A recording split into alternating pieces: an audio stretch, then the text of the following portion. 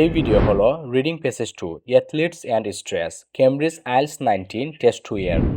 এখানে matching information, sentence completion এবং multiple choice questions আছে।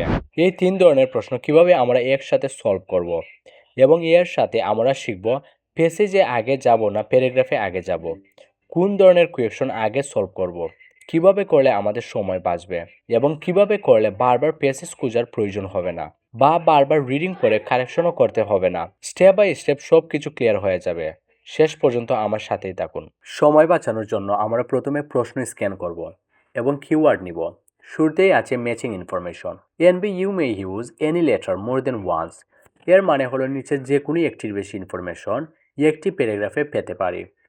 তাহলে একটি লেটার একাধিকবার আনসার হতে পারে। বেশিরভাগ সময় দুইবার একটি লেটার আনসার হয়। 14 নাম্বার কোয়েকশনটা দেখি। Reference to two chemical compounds which impact on performance. এখানে টু কেমিক্যাল কম্পাউন্ডস এবং ইম্প্যাক্ট অন পারফরমেন্সকে কিওয়ার্ড নেব। এখানে কিওয়ার্ড হিসেবে সায়েন্টিফিক টার্মস নিয়েছি। তাহলে আমরা খুঁজব যে কোথায় দুটি কেমিক্যালের কথা বলা হয়েছে। Question 15 examples of strategies for minimising the effects of stress. Keyword হিসেবে স্ট্র্যাটেজিস মিনিমাইজিং স্ট্রেস নেব। স্ট্র্যাটেজি বলতে কৌশলের কথা বোঝানো হয়েছে বা প্র্যাকটিক্যাল মেথডস অর টেকনিক্স যেটি দিয়ে স্ট্রেস কমানো হয়। তাহলে আমরা প্যাসেজে মেথডস খুঁজব এবং মিনিমাইজিং এর সিনোনিমও খুঁজব। সিনোনিম হতে পারে decrease, mitigate, diminish, reduce. Question 16 how a sports person accounted for their own experience of stress. এখানে কিওয়ার্ড হিসেবে sports person accounted experience of stress নেব। এখানে স্পোর্টস পারসন বলতে ব্যক্তিকে বোঝানো হয়েছে এবং অ্যাকাউন্টেড বলতে বিবরণ করা বোঝানো হয়েছে। তাহলে নাম এবং স্ট্রেসের বিবরণ খুঁজব। Question 17 study results indicating links between stress responses and performance. এখানে কিওয়ার্ড হিসাবে study results, links, responses and performance নেব। রেসপন্সেস অ্যান্ড পারফরমেন্স নিয়ে কী তথ্য আছে তা খুঁজব। স্টাডি এর সিনোনিম হতে পারে learn, examine, analyse, research, explore, investigate, observe, discover, locate, identify, detect, uncover, analysis. এগুলো ভালোভাবে মনে রাখবো। এগুলো লিসেনিং এবং রিডিং এর খুবই প্রয়োজন। Question 18 mention of people who can influence how athletes perceive their stress responses. Keyword হিসাবে পিপল, ইনফ্লুয়েন্স, পারসিভ, স্ট্রেস রেসপন্সকে নেব।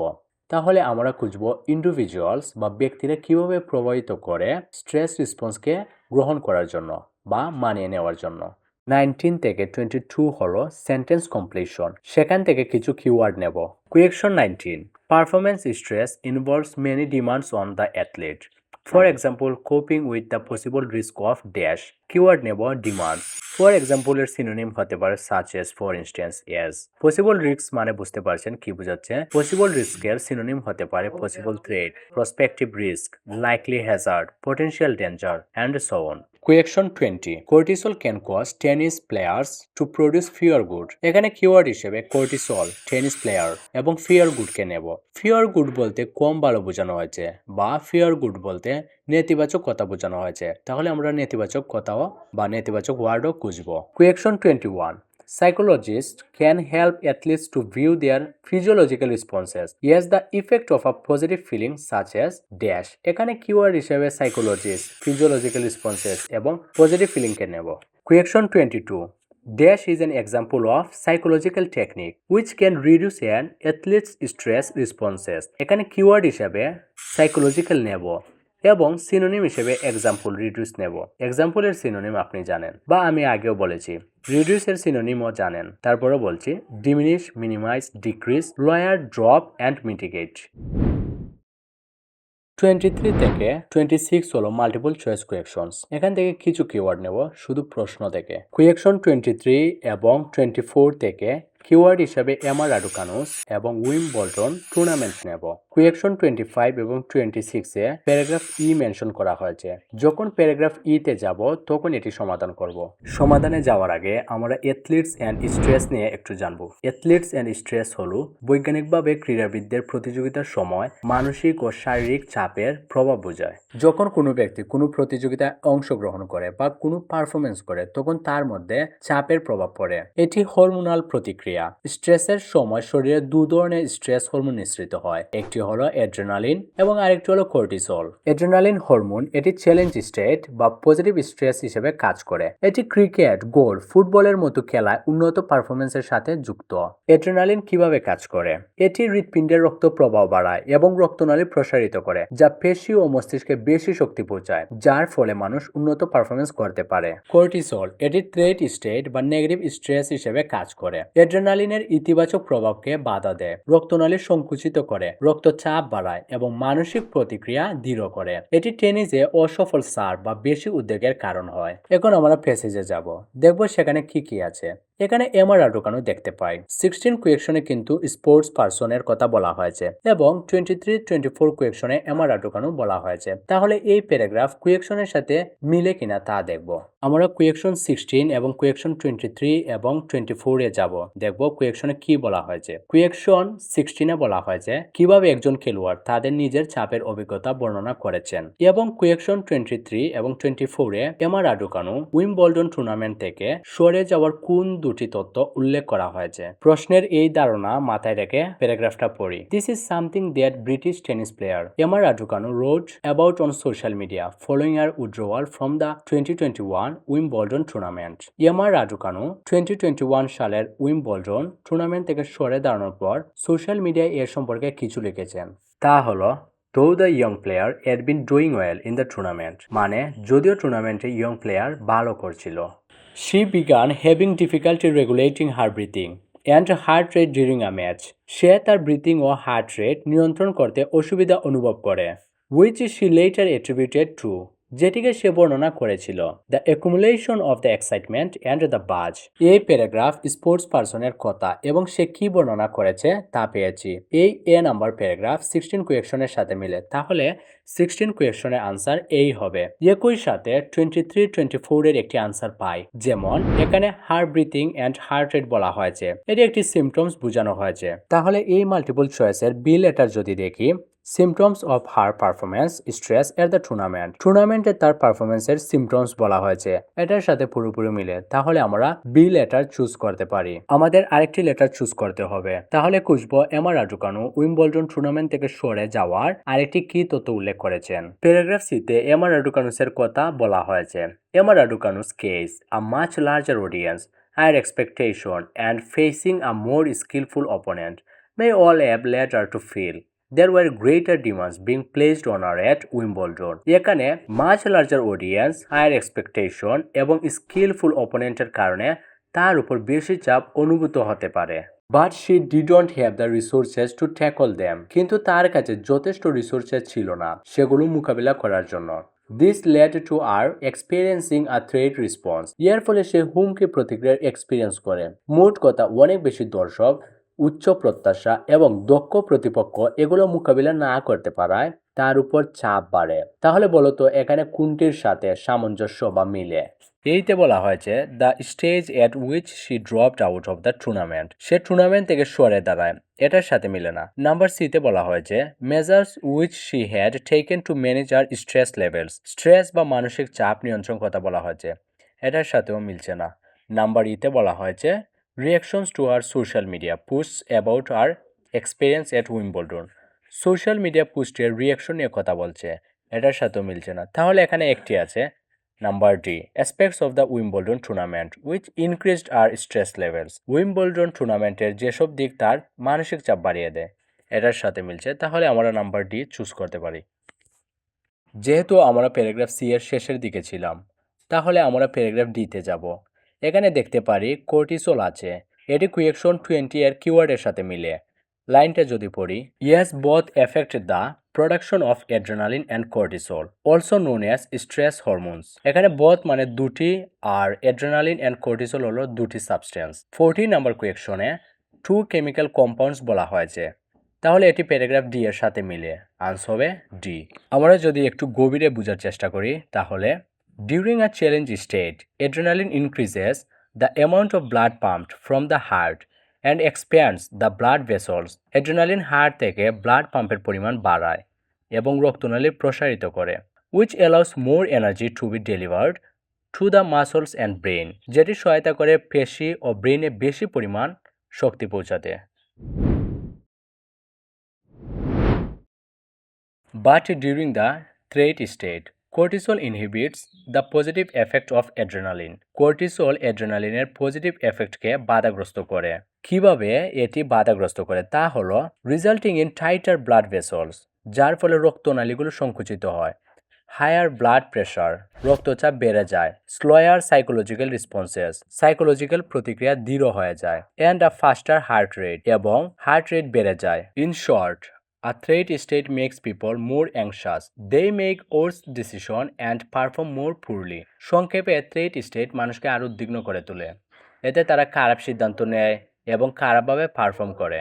পরের লাইনটি যদি দেখি, এখানে টেনিস প্লেয়ার্স কর্টিসল আছে 20 নম্বর কুয়েকশনে এর কিওয়ার্ডের সাথে মিলে, এবং আনসাকসেসফুল সার্ভস ও কুয়েকশনের ফিওর গুড একই অর্থ বোঝায়, যেটাকে প্যারাফ্রেজ ও বলতে পারি। তাহলে আনসার বুঝতেই পারছেন কি হবে। বোঝার ক্ষেত্রে অর্থ দিয়ে আবার পড়ি।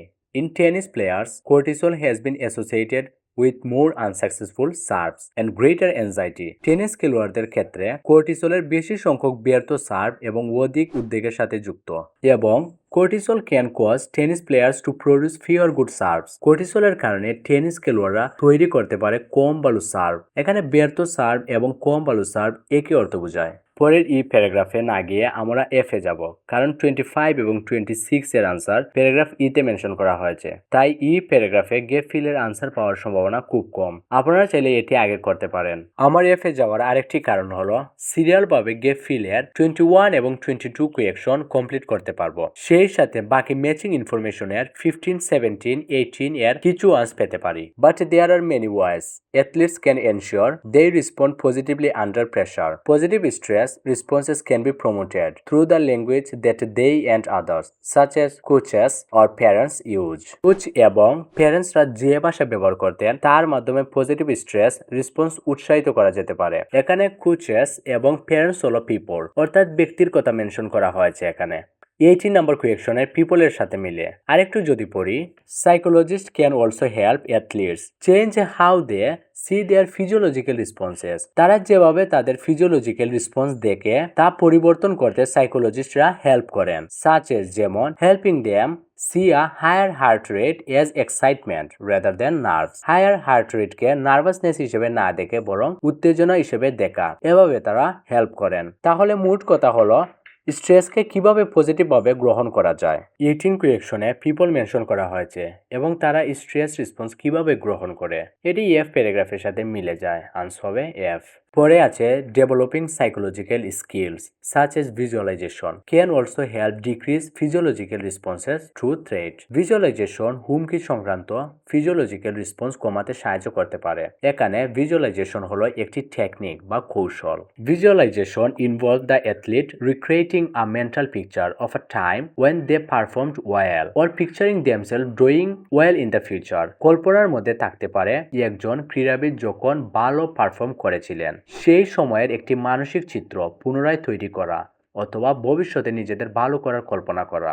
এর আগে আমরা এখানে আরেকটি কৌশল বা টেকনিক পেয়েছিলাম, তা হলো পজিটিভ স্ট্রেস রেসপন্স ল্যাঙ্গুয়েজের মাধ্যমে উৎসাহিত করা যায়। তাহলে 15 নম্বর কোয়েকশনের স্ট্র্যাটেজিস এর সাথে মিলে এবং minimising the effects of stress, মানে যেটি দ্বারা স্ট্রেসের প্রভাব কমায়, তার সাথেও মিলে 15 এর আনসার হবে এফ। এখানে 21, 22 এর আনসারও ছিল, তাই এখন সলভ করব। এখন সলভ করলে আমাদের কাছে এটা সহজ হবে এবং বারবার রিডিং পড়তে হবে না। অলরেডি আমরা এখান থেকে 15, 18 কোয়েকশন সলভ করেছি, যার ফলে আমরা এই প্যারাগ্রাফের মিনিং কিছুটা হলে বুঝতে পেরেছি। প্রশ্নটা আমরা আবার দেখি। Psychologist can help athletes to view their physiological responses. সাইকোলজিস্টরা তাদের হেল্প করেন ফিজিওলজিক্যাল রেসপন্স দেখতে। Yes the effect of a positive feeling such as, কিরকম পজিটিভ ফিলিং হিসাবে। প্যাসেজে দেখতে পাচ্ছি যে psychologist can also help athletes change how they see their physiological responses. এতটুকু কোয়েকশনের সাথে মিলে such as helping them see a higher heart rate as excitement rather than nerves. তাহলে এখানে পজিটিভ ফিলিং বুঝাই যাচ্ছে কি হবে, আনসার হলো এক্সাইটমেন্ট। পরের গ্যাপ ফিল হলো dash is an example of psychological technique. কি একটা সাইকোলজিক্যাল টেকনিক বা সাইকোলজিক্যাল কৌশল which can reduce N athletes stress responses, যা ক্রীড়াবিদদের চাপ কমাতে পারে। এটার আনসার তো 15 নম্বর কোয়েকশনের স্ট্র্যাটেজিস খোঁজার সময় প্যাসেজে পেয়েছিলাম, যেমন developing psychological skills such as visualisation can also help decrease physiological responses to threat. এখানে ভিজুয়ালাইজেশন হলো একটি টেকনিক বা কৌশল। এখানে ডিক্রিজের সিনোনিম রিডিউস ব্যবহার করা হয়েছে। আনসার হলো ভিজুয়ালাইজেশন। এখন আমরা একটি ট্রিক্স খেলবো বাকি কুয়েকশন পেতে। 17, 19 এবং 25, 26 কুয়েকশন আছে, তাহলে আমরা কোনটি আগে করব?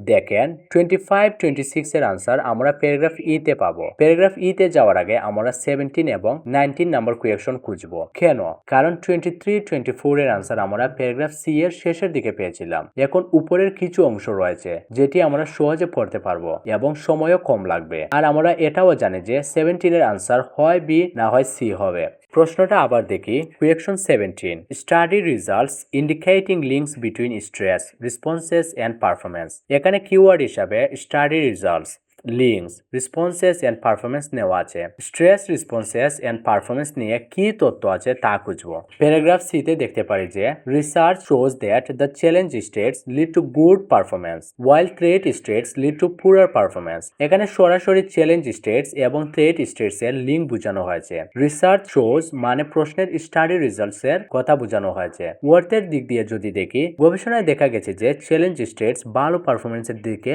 নিয়ে যায়, যেখানে থ্রেট স্টেটস বা হুমকি অবস্থা দুর্বল পারফরমেন্সের দিকে নিয়ে যায়। তাহলে 17 এর ইনফরমেশন প্যারাগ্রাফ সি এর সাথে মিলে আনসার হবে সি। আমরা বি প্যারাগ্রাফে এখনো টাচ করিনি। 19 নাম্বার কুয়েকশন বি তেই পাবো। প্রশ্নটা যদি আবার দেখি, performance stress involves many demands on the athlete. Performance স্ট্রেসের মধ্যে ক্রীড়াবিদদের উপর অনেক ধরনের চাপ বা ডিমান্ড থাকে। For example, coping with the possible risk of. কিসের পসিবল রিস্কের সাথে মানিয়ে নেওয়া বা মোকাবিলা করা। বি প্যারাগ্রাফে যদি যাই, দেখতে পারি যে এখানে পটেনশিয়াল ডেঞ্জার আছে, যেটি পসিবল রিস্ক কে বোঝায়। এরপর আছে সাচ এজ মানে প্রশ্নের ফর এক্সাম্পল। তারপর আছে ইনজুরি, আনসার হলো ইনজুরি। এখন 25, 26 কুয়েকশন দেখি।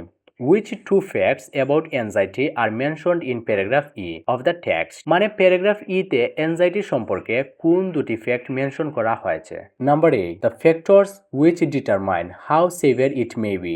সিভিয়ারকে সিনোনিম নিতে পারি, মানে এটি কতটা তীব্র হতে পারে। Number B, how long it takes for its effects to become apparent. কতক্ষণ সময় লাগে। হাউ লং ইট টেকস কে কিওয়ার্ড নিতে পারি। Number C, Which of its symptoms is most frequently encountered? কোন লক্ষণগুলো সবচেয়ে বেশি দেখা যায়। Symptoms most frequently কে কিওয়ার্ড নিতে পারি। Number D, the types of athletes who are most likely to suffer from it. কোন ধরনের ক্রীড়াবিদরা এতে সবচেয়ে বেশি ভুগেন।